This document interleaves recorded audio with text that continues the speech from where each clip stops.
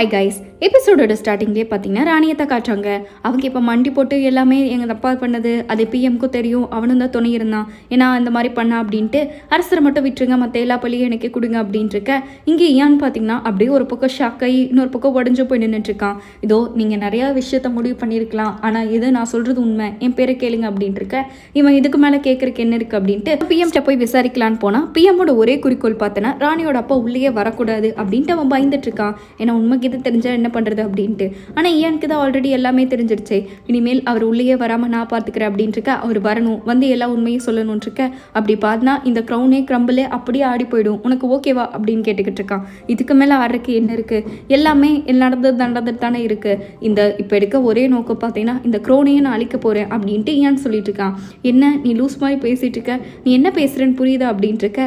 இந்த சுதந்திரம் மக்கள் மாதிரியே எனக்கும் கிடைக்கணும், இந்த க்ரௌனை வச்சு தானே எல்லாம் அவங்க இஷ்டத்துக்கு ஆடிட்டு இருக்காங்க, அதை அழிச்சுக்கிட்டா பிரச்சனையே இருக்காதுன்ட்டு ஏன்னு பார்த்தீங்கன்னா ஒரு முடிவு எடுத்திருக்கான். இந்த விஷயத்த போய் ஹீரோயின்ட்ட சொல்கிறேன், இந்த மாதிரி ராணியோட அப்பாவை அரெஸ்ட் பண்ணிடுவாங்க, பட் அதுக்கு முன்னாடி நான் உண்மையெல்லாம் வாங்கி ஆகணும் அப்படின்ட்டு இருக்க.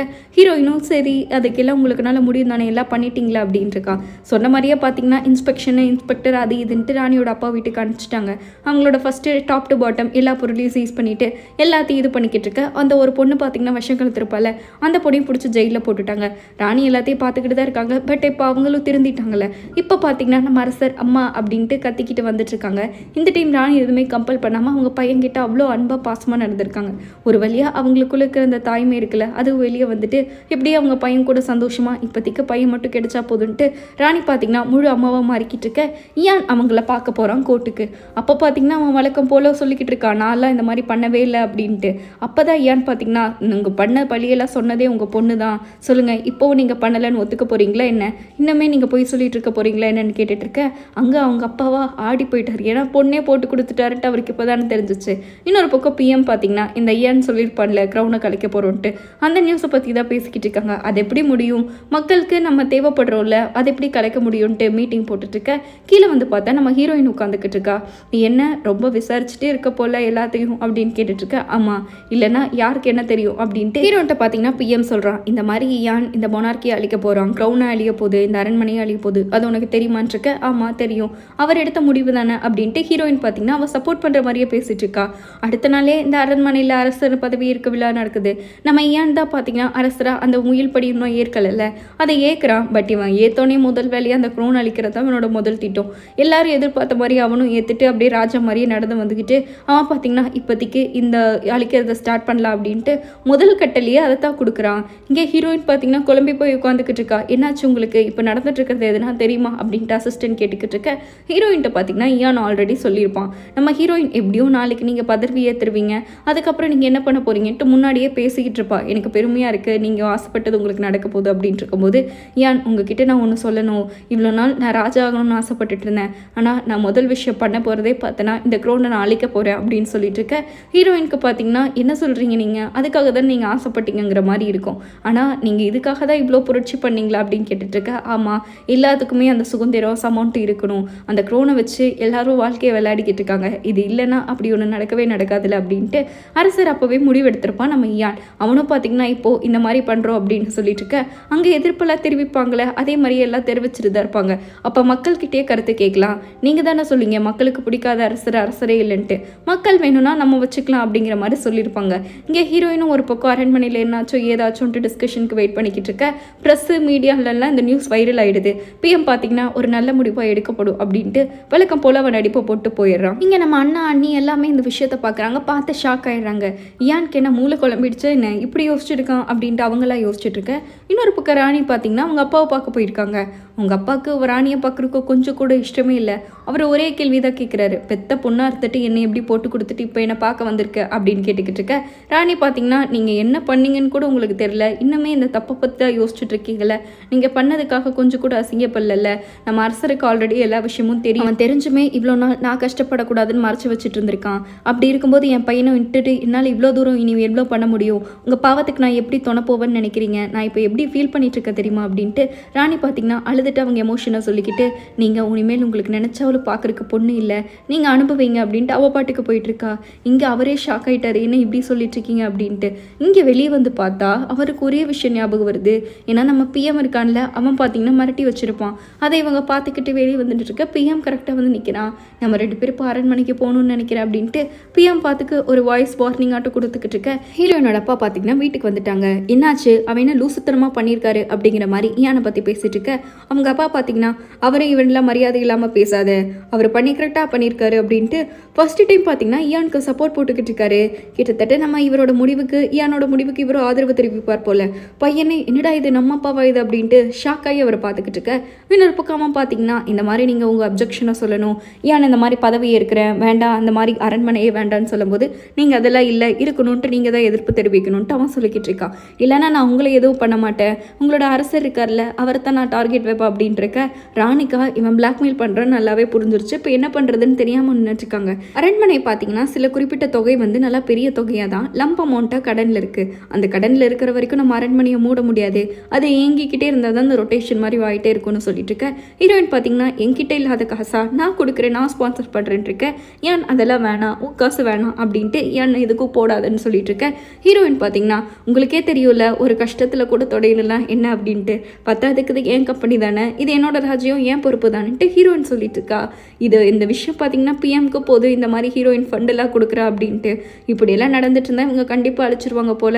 இப்படி நடக்கவே கொடுக்கக்கூடாது, அவங்களோட மாமனார் சொத்தை யூஸ் பண்ணுறாங்கன்னு நம்ம சொல்லலாம் அப்படின்ட்டு பிஎம் புது பிளானை போட்டுக்கிட்டு இருக்க ஹீரோயினுக்கு அவங்க அண்ணா கால் பண்ணியிருக்கா. இந்த மாதிரி ஒரு முக்கியமான விஷயம் வந்து பேசு அப்படின்ட்டு ஹீரோயினும் சரி பார்க்கலான்னு போயிட்டு இருக்கும்போது தான் கேட்குறாங்க இந்த மாதிரி நீ என்ன பண்ணியிருக்க, இந்த டொனேஷனை அது இதுன்னெலாம் பேசிட்டு இருக்காங்க என்னதான் அதுன்ட்டு. ஹீரோயின் பார்த்தீங்கன்னா நீங்கள் பார்த்ததெல்லாம் உண்மைதான், எப்படியோ என் பங்கு அங்கே வர வேண்டியதாக இருக்கும்ல, அதனால தான் நான் உங்களுக்கு கொஞ்ச நாள் அந்த பங்கையை திருப்பி கொடுத்துட்றேன் அப்படின்ட்டு இருக்க ஷேர் ஹோல்டர்ஸ் எல்லாம் பார்த்தீங்கன்னா இந்த மாதிரி நாங்கள் வாபஸ் வாங்குறோம்னு பிளாக்மெயில் பண்ணுறாங்களாமா, அப்படின்னா அவங்க மேலேயே கேஸு போடு, அவங்க பவரை வச்சு அவங்க அப்யூஸ் பண்ணிட்டு இருக்காங்க அப்படின்ட்டு அதை பற்றி பேசலான்ட்டு இருக்க அண்ணன் பார்த்தீங்கன்னா சரி இந்த ப்ரெஸ் மீட் அப்போ நான் ஹேண்டில் பண்ணுறேன் அப்படின்னு சொல்லிட்டு இருக்கான். அவங்க ஒய்ஃபே ஷாக் ஆகுறாங்க.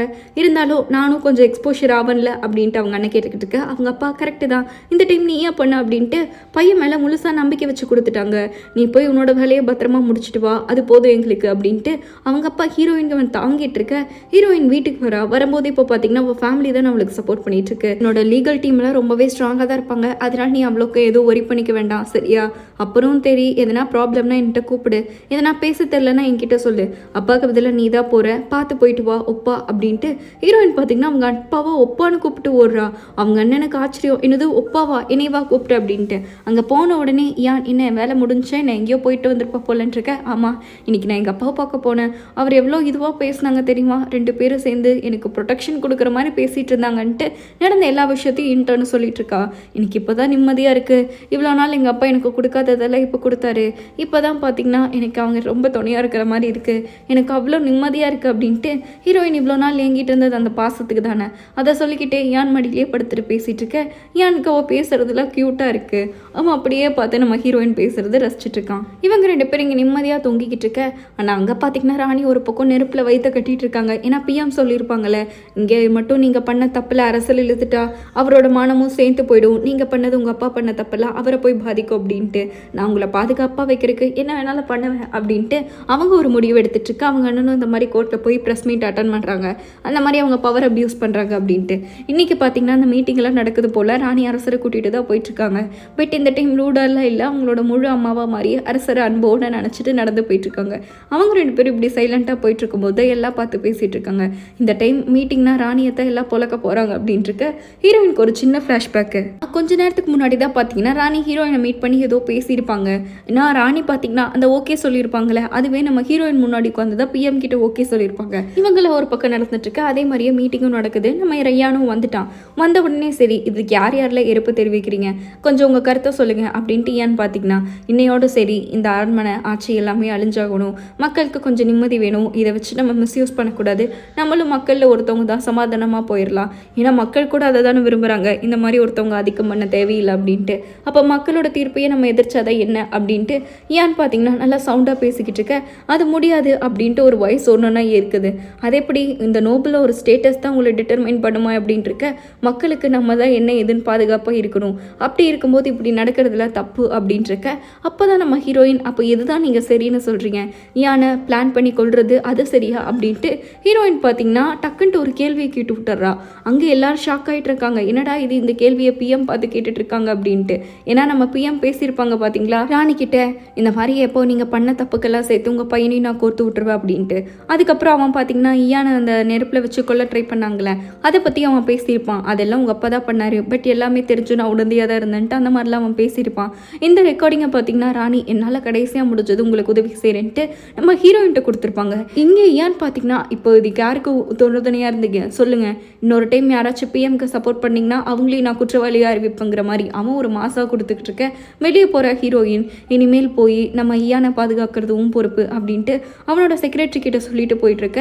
செக்ரட்டரி பார்த்தீங்கன்னா இந்த டைம் அரசரையில் ஈயானை பாதுகாக்க போகிறான். இங்கே அரசர் பார்த்தீங்கன்னா நீ இதெல்லாம் பண்ண அப்படின்னு கேட்டுக்கிட்டு இருக்க. ஈயான் மனசுடிஞ்சு போயிட்டான். எதனால் இப்படிலாம் பண்ண, நான் உன்னை நண்பனாக தானே பார்த்தேன் அப்படின்ட்டு. நான் எவ்வளோ டைம் சொன்னேன் ஹீரோயின்ட்ட வராது அப்படின்ட்டு, நீ தான் அதை தாண்டி வந்த. நான் எவ்வளோ கெஞ்சிருப்பேன், நீ என் பேச்சை கேட்டிருக்கலாம்ல. இந்த டைம் நான் இப்படி இருக்கேன்னா அது எல்லாமே உன் தப்பு தான் அப்படின்னு சொல்லிட்டு இருக்க. ஹீரோயினை நான் லவ் பண்ணும்போது அவள் உன்னதில்லை, ஹீரோயினாக இருந்தா அவள் உன்னதாக இருந்திருந்தா நான் தொட்டிருக்க மாட்டேன், பட் அவள் என்னோடவ அப்படின்ட்டு ஏன் பேசிட்டு நம்ம ஹீரோயினை பார்க்க வரா. அங்கே ஹீரோயின் பார்த்தீங்கன்னா ஹக் பண்ணிட்டு கவலைப்படாதீங்கிற மாதிரி சொல்லிட்டு இருக்கா. ஹீரோயினோட அண்ணாவை தான் காட்டுறாங்க. இந்த கப்பல் கலக்கிற மாதிரியே இவங்களும் பார்த்தீங்கன்னா சும்மா கலக்கிக்கிட்டு இருக்காங்க, கோட்டு அது இதுன்ட்டு போயிட்டு. கரெக்டாக நம்ம ஏன் நினச்சா பார்த்தீங்களா இதெல்லாமே அழிச்சாகணும்ன்ட்டு. அதே மாதிரியே ஒரு லாவை டிஸ்ட்ரிபியூட் பண்ண போகிறான். நாளைக்கு அந்த லா ரிலீஸ் ஆகும்போது இன்றைக்கி 2 பேர் பேசிக்கிட்டு இருக்காங்க. நான் மட்டும் அந்த லாவை ரிலீஸ் பண்ணிட்டா இனிமேல் நீ என்ன பேர் சொல்லி தான் கூப்பிடணும் புரியுதா அப்படின்ட்டு இருக்க. ஹீரோயினும் கண்டிப்பாக அப்படின்னு சொல்லிட்டு இருக்கா. இன்னொரு பக்கம் நம்ம அசிஸ்டன்ட் வந்து இன்னொருத்தர் நம்ம அசிஸ்டண்ட்டை பிடிக்கலாமா வேண்டாமான்னு பதட்டமாக நின்றுக்கிட்டு இருக்கான். சரி இந்த டைம் பேலஸில் எல்லாமே முடிஞ்சிருச்சு, இனிமேல் நான் ஈயானுக்கு ஒரு நல்ல ஃப்ரெண்டாக தான் இருக்க போகிறேன், பாதுகாக்கிற வேலை கூட எனக்கு இருக்காது அப்படின்னு 2 பேரும் பேசிக்கிட்டு இருக்காங்க. அப்போ ஒரு நிமிஷம் இங்கே வாங்க அப்படின்ட்டு டக்கு நம்ம அசிஸ்டன்ட் பார்த்தீங்கன்னா கிஸ் பண்ணிடுறா. நான் உங்களுக்கு ரொம்ப ஃபாஸ்ட்டாக மூவ் பண்ணுறேன்னா என்னன்னு கேட்டுட்டு இருக்கேன். அப்போல்லாம் இல்லைன்னு 2 பேரும் பஸ் ஸ்டாண்டில் உட்காந்து மாற்றி மாற்றி கிஸ் பண்ணிட்டு இருக்காங்க. ஆக்சுவலாக நம்ம அரண்மனையில் வேலை செஞ்சுட்டு இருந்த எல்லாரும் அந்த பஸ் வழியாக தான் போயிருப்பாங்க. போகும்போது சரி நம்ம கோட் லேடியெல்லாம் பார்த்துட்டு சிரிச்சுட்டு எப்படியும் நல்லா இருந்தால் சரிங்கிற மாதிரி போயிட்டுருக்க. இங்கே 2 கப்பிள்ஸோட ரொமான்ஸ் போயிட்டுருக்கு. அங்கே ஏன்னு பார்த்தீங்கன்னா வேறு வழியே இல்லை, எல்லாரும் நம்ம ஈயானை கொலை பண்ண கூட ட்ரை பண்ணியிருக்காங்களே. அந்த உண்மையெல்லாம் தெரிஞ்சதுக்கப்புறம் இத்தனை நாள் பரம்பரையாக மக்களை அடிமைப்படுத்தி வாழ்ந்துட்டு வந்தோம், இனிமேல் நமக்கும் மக்களுக்கும் ஒரே உரிமை தான், இந்த நோபலுங்கிற ஒரு ஸ்டேட்டஸே இல்லை, அது அழிக்கப்படணும், எல்லா மக்களும் சமம் அப்படின்ட்டு கிட்டத்தட்ட அவனும் பார்த்தீங்கன்னா இந்த லாவை எழுதி முடிச்சிடுறான். முடிச்சு அதை பாஸும் பண்ணிடுறான். அப்புறம் கொஞ்ச நாள் கழிச்சு காட்டுறாங்க நம்ம ஹீரோயின் வெயிட் பண்ணிக்கிட்டு இருக்கான். ஈயான் வந்துடுறான். வந்த உடனே நம்ம ஹீரோயின் ஈயான் ஆசைப்பட்டா பார்த்தீங்களா, அதே மாதிரியே அவனோட பேரை சொல்லி கூப்பிட்டு 2 பேரும் ஹக் பண்ணிக்கிட்டு இருக்க. ஒரு 3 வருஷம் கழிச்சு தான் காட்டுறாங்க. இப்போ நம்ம ஹீரோயின் ராயல் இல்லைல்ல, ஸோ இவ பார்த்தீங்கன்னா மறுபடியும் பேக் டு ஒர்க்குக்கு திரும்புறா. இவளோட கம்பெனியில் இவ்வளோ நாள் அவங்க அண்ணன் தானே சிஓவாக இருந்தான். இப்போ நம்ம ஹீரோயின் பார்த்தீங்கன்னா அவளே சிஓக்கு வந்துடுறா. எவ்வளோ நாள் உன்னோட சீட்டை நான் மிஸ் பண்ண தெரியுமா அப்படின்ட்டு எவ்வளோலாம் பெண்டிங் ஃபைல்ஸ் இருந்துச்சோ எல்லாத்தையும் முதல் நாள் உட்காந்து பார்த்துக்கிட்டு இருக்கா. அவங்க அண்ணன் மேலே சரியான காண்டா இருக்கு. கரெக்டாக இப்போ அவங்க அண்ணன் வேற வந்துடுறாங்க. வந்த உடனே உங்ககிட்ட ஒரு முக்கியமான விஷயம் சொல்லணும், உன்னை நம்பி தான் நான் வந்திருக்கேன் அப்படின்ட்டு இருக்க. என்னாச்சு, அப்பா எதனா சொல்லிட்டு வர சொன்னாரா என்ன அப்படின்ட்டு கேட்டுக்கிட்டு இருக்க. அதெல்லாம் ஒன்றும் இல்லை, என் ஒய்ஃப் ப்ரெக்னெண்ட்டாக இருக்கா, அதனால கம்பெனியை நீ தான் பார்த்துக்கணும், என்னோட கம்பெனியை சேர்த்து நீ தான் பார்த்துக்கணுங்கிற மாதிரி ஹீரோயின்ட்ட சொல்கிறா. அவளுக்கா இங்கே அத்தனை லாஸ் ஆகிட்டு இருக்கு, உனக்கு இதுவாடா முக்கியம்ன்ட்டு ஓடி போயிட்டு இருக்கா. பட் அவங்க அண்ணன் பார்த்தீங்கன்னா ஒண்டாட்டி பார்க்கணுன்ட்டு ஓடிக்கிட்டாங்க. இன்னொரு பக்கம் ஏன்னு பார்த்தீங்கன்னா இங்கே ஹவுஸ் ஹஸ்பண்டாக மாறிக்கிட்டாரு. நம்ம அசிஸ்டன்ட் இருக்கான்ல அவனும் கூட ஹெல்ப் பண்ணி மாட்டிக்கிட்டு இருக்கான். இங்கே ஏன் சரி ஹீரோயின் வருவா, ஒர்க் பண்ணிட்டு வருவா, நான் சமைச்சு வைக்கணும் அப்படின்ட்டு 2 பேரும் சமைக்க தெரியாமல் சமையல்ட்டு ஒன்று பண்ணிக்கிட்டு இருக்க. ஹீரோயின் இன்னைக்கு கால் பண்ணி எனக்கு இன்னைக்கு ஷெடியூல் போட்டாங்க, வர முடியாதுங்கிற மாதிரி சொல்லிடுறான். இன்னொரு விஷயம் என்னன்னா நம்ம அசிஸ்டன்ட் இருக்கான்ல அவனுக்கும் சரி இன்னொரு அசிஸ்டண்ட்டுக்கும் வெட்டிங் ஆயிடுச்சு, அதையும் காட்டுறாங்க. தோர் இங்கே பார்த்தீங்கன்னா என்னோட ஃபியான்ஸ்க்கு நானும் சமைக்க போகிறேன் அப்படின்ட்டு 2 பேரும் பேசிக்கிட்டு இருக்கேன். இங்கே ஹீரோயினுக்கு பார்த்தீங்கன்னா மேலே அவள் பாட்டுக்கு செஞ்சுக்கிட்டே இருக்கா டைம் இல்லாமல். அப்போ அவங்க அப்பா வந்திருக்காரு. அவர் பார்த்தீங்கன்னா வந்து நான் இந்த மாதிரி கம்பெனியில் எல்லா ஷேர்கிட்டையும் பேசிட்டேன், இனிமேல் நீ சிஓ வந்தால் உனக்கு எந்த பிரச்சனையும் வராது, நான் எல்லாமே பார்த்துட்டேன்ட்டு ஒரு அப்பாவை கரெக்டாக பண்ணுறாங்க. நான் உன்னை எப்போவுமே நீ தோக்கக்கூடாதுன்னு நினச்சதில்லை, நீ எல்லாத்துக்கூடையும் சண்டை போடுறது நிறுத்தணும், உனக்கானதை நீ அக்செப்ட் பண்ணணும் அப்படின்னு தான் நான் நினச்சேன். இனிமேல் நான் உன்னை நிறுத்த மாட்டேன், உனக்கான இடத்த நீயே போய் நிறுத்திக்கோ அப்படின்ட்டு அவங்க அப்பா ஹீரோயினை மோட்டிவேட் பண்ணிக்கிட்டு இருக்க. நம்ம கோட்லேடி பார்த்தீங்கன்னா நம்ம ஈயானுக்கு கிஃப்ட் பண்ணியிருக்காங்க. என்னன்னா அது ஒரு பெட்டு சூப்பராக இருக்கும், இந்த பெட்டில் சும்மா அது இதுன்னு மசாஜ் பெட்டு வேறு அப்படின்ட்டு சீக்கிரமாக ஒரு அரசரை கொடுங்க, அதாவது சின்ன பையனை கொடுங்கன்ட்டு அவங்க நினச்சிக்கிட்டு இருக்க. இங்கே ஹீரோயின் பார்த்தீங்கன்னா நைட்டு மிட் நைட்டுக்கு வரா. அதுவும் ஏன் ஆசையாக இருந்துட்டு இருக்க. ஹீரோயின் பார்த்தீங்கன்னா இந்த மாதிரி எங்கள் அண்ணன் கம்பெனி எனக்கே கொடுத்துட்டான் தெரியுமா, இப்போ நான் தான் சிஓன்ட்டு அவள் அவ்வளோ கஷ்டப்பட்டு வேலை செஞ்சதெல்லாம் சொல்லிக்கிட்டு இருக்கா. ரொம்ப டயர்டாயிடுச்சு தெரியுமா அப்படின்ட்டு ஹீரோயினும் ஈயானும் பக்கத்தில் வச்சே தூங்கிட்டு இருக்கும்போது நம்ம ஈயான் பார்த்தீங்கன்னா ஹீரோயினுக்கு அப்படியே சப்போர்ட்டிவாக இருக்கான். அவனும் அப்படியே தூங்கிடுறான். அடுத்த நாள் தான் காட்டுறாங்க நம்ம ராணி இருக்காங்களே, அதாவது நம்ம அண்ணி, அவங்க பார்த்தீங்கன்னா அவங்க பையனுக்காக வயலின் வாங்க போயிருக்காங்க. சரி கொடுங்க, ஃபஸ்ட்டு நான் கிஃப்ட் பண்ணுறேன், என்னோட தம்பி பையன் தானே அப்படின்ட்டு நம்ம ஈயான் தான் பார்த்தீங்கன்னா காசும் கொடுக்குறான். அதுக்கு அன்னிக்கிட்ட அப்படியே பர்ச்சேஸ் பண்ணி குடிக்கிறான். ஆனால் அண்ணி இப்போ ரொம்பவே நல்லவங்களாம் மாறிட்டாங்க. ஏன் மேலே ஃபீலிங்லாம் இல்லாமல் நல்ல ஒரு தம்பி மாதிரி அந்த மாதிரி ஒரு ஃபீலில் வந்துட்டு ரொம்பவே தேங்க்ஸ், நான் நிறையா பண்ணியிருக்கேன், அதுக்கும் சாரின்ட்டு அழகான ஃப்ரெண்ட்ஷிப்பாக மறந்துக்கிட்டு இருக்கேன். ஏன்னு பார்த்தீங்கன்னா ஹீரோயினுக்கு மறுபடியும் நான் ப்ரப்போஸ் பண்ணும் ஒரு காமன் மேனாக அரசராக இல்லாமல் வெயிட் பண்ணி பேசிகிட்டு இருக்கான். ஹீரோயின் வேறு அதை கேட்டுறா, ஸ்பாய்லரும் போயிடுது. நமக்கு தான் கல்யாணம் ஆயிடுச்சுல, அப்புறம் எதுக்கு இந்த ப்ரப்போசல்லாம் மறுபடியும் அப்படின்ட்டு இருக்க. கல்யாணம் ஆனால் அதெல்லாம் பண்ணக்கூடாதா என்ன, நான் ஏன் உனக்கு ப்ரப்போஸ் பண்ணக்கூடாது, நான் பண்ணிகிட்டே தான் இருப்பேன் அப்படின்ட்டு ஏன் பார்த்தீங்கன்னா சொல்லிட்டு இருக்கான். ஹீரோயின் பேச பேச ஏன் மண்டுக்குள்ள ஒரே கேள்விதான், சரி ஃபஸ்ட்டு உனக்கு என்னை எப்போ பிடிக்க ஆரம்பிச்சது அதை மட்டும் சொல்லே ப்ளீஸ் அப்படின்ட்டு ஹீரோயின்ட்டு நச்சடிச்சு கேட்டுக்கிட்டு இருக்கா. அவள் பார்த்தீங்கன்னா அன்னைக்கு நான் ஒரு நாள் உங்ககிட்ட இப்படி வந்து நின்றுருந்தேன், அப்போ நீங்கள் இப்படி வச்சுருந்தீங்களா அப்படின்ட்டு அவன் எப்படி வச்சானோ அதே மாதிரியே வச்சு காட்டுறான். அப்போ தான் எனக்கு உங்கள் மேலே ரியலாக ஃபீலிங்ஸ் வர ஆரம்பிச்சிச்சு அப்படின்ட்டு இருக்கும்போது, ஓ அப்படியா அப்படின்ட்டு ஹீரோயின் உங்களுக்கு எப்போ பிடிச்சதுன்னு கேட்க, ஃபஸ்ட்டு நான் உன்னை மீட் பண்ண தெரியுமா ஸ்கூலில், திருட்டுத்தனமாக நீ என்கிட்ட மாட்டினேன், அப்போவே எனக்கு பிடிச்சிருச்சு, அதுக்கப்புறம் விதி நம்மளை பார்க்கவில்லை, நீயும் சரி நானும் சரி பார்த்துக்கல அப்படின்ட்டுருக்க, அப்போவே உங்களுக்கு என்ன பிடிக்குமா அப்படின்ட்டுருக்கா. ரெண்டாவது டைம் அவங்க மீட் பண்ணதாக பார்த்தீங்கன்னா அந்த ஃபெஸ்டிவல் ஒன்று அரண்மனையில் நடக்கும்ல, அப்போவும் நீங்கள் என்ன பார்த்தீங்க தானே அப்படின்ட்டுருக்க. ஆமாம் அப்படின்ட்டு அதுக்கப்புறம் நான் இல்லாமல் வாழ முடியாதுன்னு எனக்கு புரிஞ்சுது, நீ ஏன் வந்து கல்யாணம் பண்ணிக்கன்னு கேட்கும்போது நான் எப்படி விடுவேன் அப்படின்ட்டு ரெண்டு பேத்துக்குள்ளேயே காதல் அப்படி மலருது. இப்போ பார்த்தீங்கன்னா நம்ம ஏன் ஒரு மியூசியத்துக்கு போயிருக்கான். அந்த மியூசியத்தில் இப்போது அரசராக இவன் போட்டுட்டு இருந்த ட்ரெஸ்ஸு தான் பார்த்தீங்கன்னா மியூசியத்துக்கு புகைப்படமாக வைக்கப்பட்டுருச்சு. இனிமேல் ஒரு அரசன்மையும் வரதில்லை. அவன் அந்த க்ரோனுக்காக ஆசைப்பட்டான், அதுக்காக அவன் எவ்வளோ அசிங்கமும் பட்டிருக்கான், எவ்வளோ அவமானமும் பட்டிருக்கான். இந்த டைம் அந்த க்ரோனே இல்லை. இனிமேல் ஏன் பார்த்தீங்கன்னா எந்த ஒரு பாரமும் இல்லாமல் நிம்மதியாக வாழ்வான், அதுவும் ஹீரோயினோட. இங்கே ஹீரோயின் பார்த்தீங்கன்னா சரி வாங்க 2 பேரும் போகலாம் அப்படின்ட்டு எங்கே கிளம்பியிருக்காங்க அப்படின்னா ஏதோ ஒரு ஃபுட்பால் மேட்ச் போல் அவங்க ஊரில் பார்த்துட்டு இருப்பாங்களே அந்த மாதிரி இங்கே நம்ம அசிஸ்டன்ஸை கப்புள்ஸாக காட்டிக்கிட்டு அடுத்து நம்ம ஹீரோயின்ட்ட காட்டிக்கிட்டு இருக்க எல்லாம் கிஸ் பண்ண சொல்கிறாங்க. அவள் லாஸ்ட் டைம் அரண்மனையாக இருந்தான்ல, அதாவது பிரின்ஸு, அதனால கிஸ் பண்ணல. இந்த டைம் இவங்க காமன் பீப்புளாக ஆகிட்டாங்க, கப்பல் ட்ரெஸ் போட்டு ஜாலியாக கிஸ் பண்ணிவிட்டு மக்களாக என்ஜாய் பண்ணிக்கிட்டு இருக்காங்கன்ட்டு இவங்களுக்கு ஒரு ஹாப்பி எண்டிங்கை கொடுத்து இந்த ட்ராமாவை அப்படியே ஹாப்பியாக முடிக்கிறாங்க. எப்படி கைஸ், கண்டிப்பாக இந்த ட்ராமா பார்த்தீங்கன்னா ஒரு பெஸ்ட்டான மெலோ ட்ராமாவாக தான் இருந்துச்சு. அப்படியே அப்ஸ் டவுன்ஸ்ன்னு எது வந்தாலும் சரி அவங்க ரொமான்டிக்காக ரொம்பவே அழகாக காமிச்சிருப்பான். இதே மாதிரி அதை பார்த்துட்டு இருக்கவங்க எல்லாரும் வாழ்க்கையிலும் ரொமான்ஸ் நடக்கணும் அப்படின்ட்டு அதோட ஒரு ஹாப்பி எண்டிங்கோட இந்த ட்ராமாவும் முடிக்கலாம். அடுத்து என்ன ட்ராமா போடலான்னு நீங்கள் எதனா மைண்டில் வச்சுருந்தீங்கன்னா கமெண்ட் பண்ணிட்டு போங்க. இந்த ட்ராமா உங்களுக்கு பிடிச்சிருந்துச்சா இல்லையா, மிஸ் பண்ணுவீங்களா இல்லையா அப்படின்னு மறக்காமல் கமெண்ட் பண்ணிட்டு போங்க. இதோட ஃபேவரட் கேரக்டர் யாராக இருந்தாலும் சரி அதையும் சொல்லிட்டு போங்க. அடுத்து ஒரு சூப்பரான எபிசோடில் மீட் பண்ணுவோம். அது வரைக்கும் பை ஸ்வீட்டீஸ்.